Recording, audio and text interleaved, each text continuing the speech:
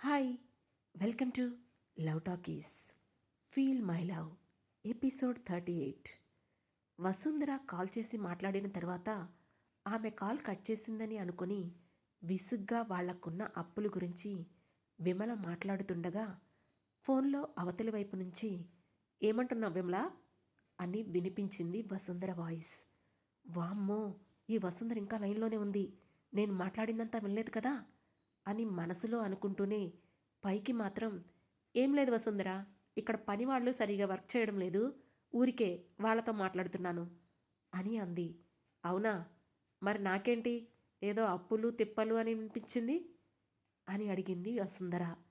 అదేం లేదు వసుంధర, కప్స్ పగిలిపోయాయి, వాటి గురించే మాట్లాడుతున్నాను అని కవర్ చేసే ప్రయత్నం చేసింది విమల.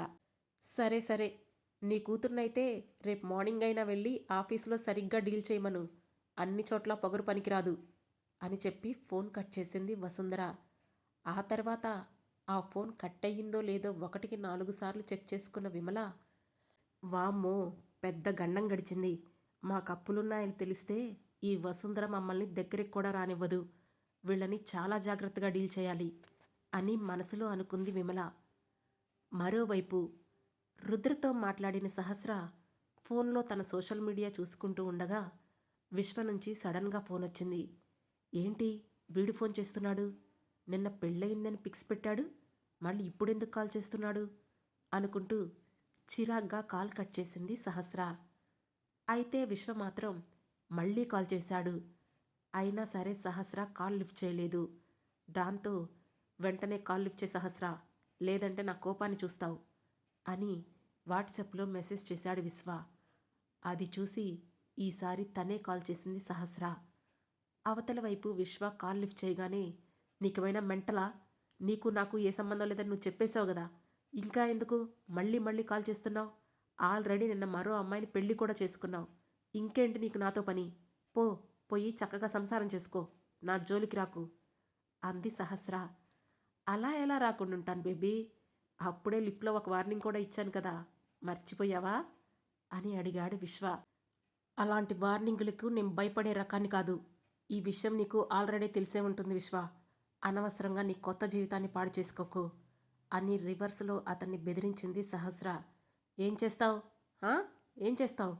నువ్వు నన్నేమీ చేయలేవు, నేను మగాణ్ణి అని అన్నాడు విశ్వ. ఆ పొగరు దించడానికి నాకు నిమిషం కూడా పట్టదు అంది సహస్ర. నువ్వు నన్నేమీ చేయలేవు సహస్ర, నేనిప్పుడు కాల్ చేయడానికి రీజన్ ఏంటో తెలుసా? ఈరోజు నా ఫస్ట్ నైట్.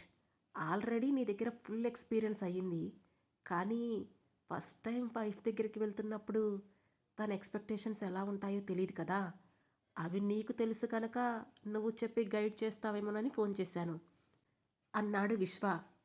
చెత్త మాటలు మాట్లాడితే చెప్పు తీసుకుతంతాను అని తనే ఫోన్ కట్ చేసింది సహస్ర. మళ్ళీ వెంటనే కాల్ చేశాడు విశ్వ. కానీ సహస్ర కాల్ లిఫ్ట్ చేయకుండా ఫోన్ స్విచ్ ఆఫ్ చేసి కళ్ళు మూసుకుంది. కళ్ళైతే మూసుకుంది కానీ కళ్ళలో నుండి వచ్చే నీళ్లను మాత్రం ఆపలేకపోయింది సహస్ర.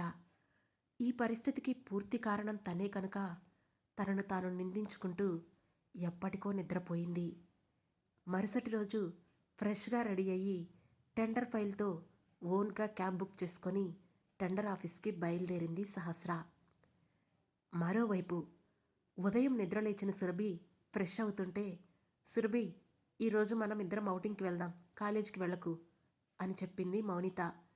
లేదమ్మా, క్లాసెస్ అవుతున్నాయి, నేను చదివేది మెడిసిన్ కదా, ఇప్పుడు జరిగే క్లాసెస్ నాకు చాలా ఇంపార్టెంట్, వీకెండ్ అప్పుడు నీకు ఫ్రీగా ఉంటే అప్పుడు రా, మనం బెంగళూరేంటి మైసూర్ కూడా తిరిగేసి వద్దాం అని రెడీ అవుతూనే చెప్పింది సురభి.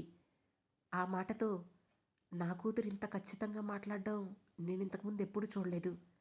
ఇప్పుడు ఈమె ఇలా మాట్లాడుతుంటే తను మెచ్యూర్ అయిందా లేదంటే మా మీద కోపంతో ఉందో కూడా అర్థం కావడం లేదు అని మనసులోనే అనుమానంగా అనుకుంది మౌనిత.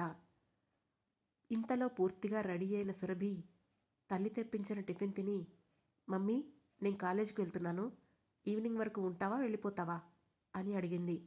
వర్క్ ఉంది, వెళ్తాన్రా, మళ్ళీ ఖచ్చితంగా ఈ వీకెండ్కి వస్తాను, అప్పుడు మాత్రం నువ్వు నాతోనే స్పెండ్ చేయాలి అని అంది మౌనిత.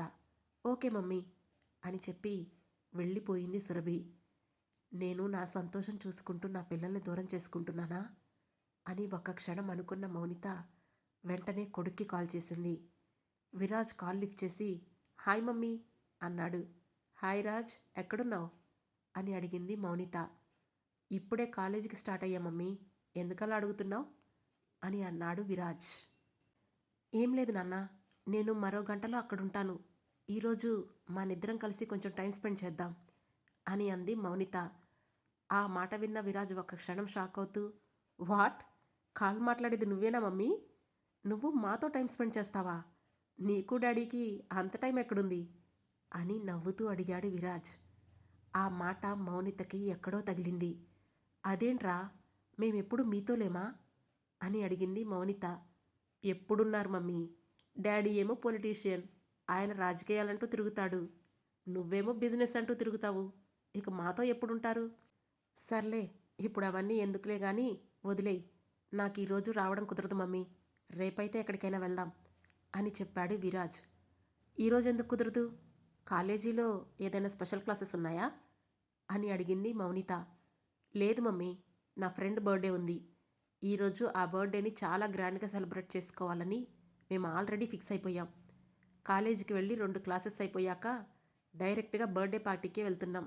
సో ఈరోజు కుదరదు, రేపైతే నేను కొంచెం ఫ్రీ అవుతాను అని చెప్పి ఇక తన తల్లి చెప్పేది కూడా వినకుండా కాల్ కట్ చేశాడు విరాజ్. కొడుకు నుంచి ఆ మాటలు ఏమాత్రం ఎక్స్పెక్ట్ చేయని మౌనిత షాక్ అయిపోయింది.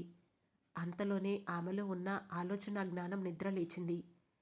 పిల్లలకి సరైన టైం ఇవ్వకుండా తాము ఎంత సంపాదించి ఏం లాభం అని అనిపిస్తుంటే ఇప్పుడు వాళ్ళకి దగ్గర అవ్వడానికి ఏం చెయ్యాలా అని ఆలోచన ఆమెలో మొదలయ్యింది. మరోవైపు సమయానికి టెండర్ ఆఫీస్కి వెళ్ళి టెండర్ వేసిన సహస్ర ఇంకా రాని రుద్ర కోసం టైం చూసుకుంటూ వెయిట్ చేస్తోంది. కానీ ఎంతసేపటికి అతను అక్కడికి రాలేదు. అందరూ టెండర్ వేశారు. టెండర్ ఎవరికి వచ్చింది అనేది కూడా మెయిల్ ద్వారా చెప్తారని అనౌన్స్ చేయడంతో వెంటనే రుద్రకి ఫోన్ చేసింది సహస్ర. ఫోన్ లిఫ్ట్ చేసిన రుద్ర, ఏంటి ఇంకా ఆఫీస్కి రాలేదు అని అడిగాడు. సార్, మీరు టెండర్ ఆఫీస్కి వెళ్ళి టెండర్ వేయమన్నారు కదా, మరి మీరెందుకు టెండర్ ఆఫీస్కి రాలేదు అని అయోమయంగా అడిగింది సహస్ర. నేను బిజీగా ఉండి రాలేదు. టెండర్ వేసిన దానివి ఇంకా అక్కడేం చేస్తున్నావు? చిత్తు కాగితాలు ఏరుకుంటున్నావా? ఆఫీస్కి రా అని చెప్పి ఫోన్ కట్ చేశాడు రుద్ర. ఇదేంటి ఈయన ఇలా ఉన్నాడు? తను రాకపోగా నాకు ఏ ఇన్ఫర్మేషన్ ఇవ్వకుండా ఇంకా ఆఫీస్కి రాలేదని ఎగురుతున్నాడు. ఏం మనిషో ఏంటో, నాకే దొరుకుతారు ఇలాంటి వాళ్ళంతా అని మనసులోనే అనుకున్న సహస్ర వెంటనే ఆఫీస్కి బయలుదేరింది. అరగంటలో రుద్ర క్యాబిన్లో ప్రత్యక్షమైన ఆమె, సార్, ఈరోజు నా వర్క్ ఏంటి అని అడిగింది. ఆల్రెడీ నీకు మెయిల్ చేశాను, చూసుకో తలెత్తకుండానే చెప్పాడు రుద్ర. దాంతో అతని ఎదురుగా ఉన్న తన సీట్లో కూర్చొని వర్క్ చేయడం మొదలుపెట్టింది సహస్ర. మరోవైపు వసుంధర చెప్పడంతో విమల మళ్ళీ మనీషాని బుజ్జగించి బ్రతిమాలి ఆఫీస్కి పంపించింది. ఆమె ఊరికే ఆఫీస్కి రావడం, ఓవర్ యాక్షన్ చేసి అవమానపడి వెళ్ళిపోతూ ఉండడంతో అక్కడున్న సెక్యూరిటీకి, రిసెప్షన్కి ఆమె అంటే సరదా అయ్యింది. దాంతో ఆమెను చూడగానే వాళ్ళంతా చిన్నగా నవ్వుకున్నారు. హలో మిస్, నేను రుద్రగారి పిఏ సహస్రని కలవాలి అని రిసెప్షనిస్ట్ దగ్గరికి వచ్చి అడిగింది మనీషా. మేడం సర్తో బిజీగా ఉన్నారు, నేను ఇన్ఫామ్ చేస్తాను, మీరిక్కడే వెయిట్ చేయండి అని చెప్పింది రిసెప్షనిస్ట్. ఏంటి, మేడం సార్తో బిజీగా ఉన్నారా? అంత బిజీగా ఏం చేస్తున్నారు?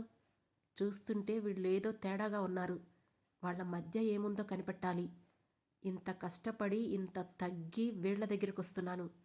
ఖచ్చితంగా రుద్రని ఎలాగైనా నా వైపు తిప్పుకోవాల్సిందే అని మనసులోనే ప్లాన్లు గీసుకుంటూ కూర్చుంది మనీషా. ఒక 10 నిమిషాల తర్వాత రిసెప్షనిస్ట్ సహస్రకి ఫోన్ చేసింది. రుద్ర ఎదురుగా కూర్చొని సిన్సియర్గా వర్క్ చేసుకుంటున్న సహస్రకి తన క్యాబిన్లో మోగుతున్న ఫోన్ రింగ్ వినిపించలేదు. దాంతో రిసెప్షనిస్ట్ వెంటనే రుద్ర క్యాబిన్కి కాల్ చేయడంతో అతని ముందు ఉన్న ల్యాండ్లైన్ ఫోన్ మోగింది. ఫోన్ లిఫ్ట్ చేసిన రుద్రకి అవతల వైపు రిసెప్షనిస్ట్ చెప్పింది విని పెదవులపై సన్నని నవ్వు వచ్చి చేరింది. వెంటనే ఫోన్ పక్కన పెట్టి, మిస్ సహస్ర, ఫోన్ కాల్ మీకే అని చెప్పాడు. అతను అంత మర్యాదగా పిలవడంతో ఒక్కసారిగా కంగారు పడిన ఆమె అయినా నా కోసం ఎవరు ఫోన్ చేస్తారు? నాతో ఎవరికైనా అవసరం ఉంటే నా మొబైల్కే చేస్తారు కదా అని అనుకుంటూనే లేచి వెళ్ళి రుద్ర టేబుల్పై ఉన్న ఫోన్ను లిఫ్ట్ చేసింది Sahasra. Hello, Sahasra here, who is this అని అడిగింది సహస్ర. మేడం, నేను రిసెప్షనిస్ట్ని. మీకోసం మిస్ మనీషా వచ్చారు, పంపించమంటారా అని అడిగింది రిసెప్షనిస్ట్. నా కోసం మనీషా వచ్చిందా? ఆవిడెందుకు వచ్చింది? నాతో ఏం పనంట అని కాస్త విసుగ్గా అడిగింది సహస్ర. దాంతో కళ్ళు మాత్రమే ఎత్తి సీరియస్గా సహస్ర వైపు చూశాడు రుద్ర. అతని చూపుకి కాస్త వణికిపోయి తన వాయిస్లో విసుగుని తగ్గించింది సహస్ర. అదే సమయంలో ఫోన్కి అవతల వైపునున్న రిసెప్షనిస్ట్ వెంటనే మనీషా వైపు చూసి, హలో మిస్, మీరు సహస్ర మేడంని ఎందుకు కలవాలనుకుంటున్నారు అని అడిగింది. ఆమె ప్రశ్నలకి మండిపోయిన మనీషా అతి కష్టం మీద తన విసుగును దాచిపెడుతూ, నేను జాబ్ కోసం వచ్చాను అని చెప్పింది. అదే విషయాన్ని ఆ రిసెప్షనిస్ట్ సహస్రకి చెప్పింది. అదేంటి ఆమె నన్ను జాబ్ కోసం అడగడం అనుకుంటూ అర్థం కానట్లుగా అక్కడే ఉన్న రుద్ర వైపు చూసింది సహస్ర. ఆ తర్వాత ఏం జరగబోతుందో తెలుసుకోవాలంటే వెంటనే లవ్ టాకీస్ ఛానల్ను సబ్స్క్రైబ్ చేసుకొని ఫీల్ మై లవ్లోని నెక్స్ట్ ఎపిసోడ్ను వినండి. మా ఈ కథ మీకు నచ్చినట్లయితే లైక్ చేసి, షేర్ చేసి, కమెంట్ చేసి మమ్మల్ని సపోర్ట్ చేయండి. Thank you.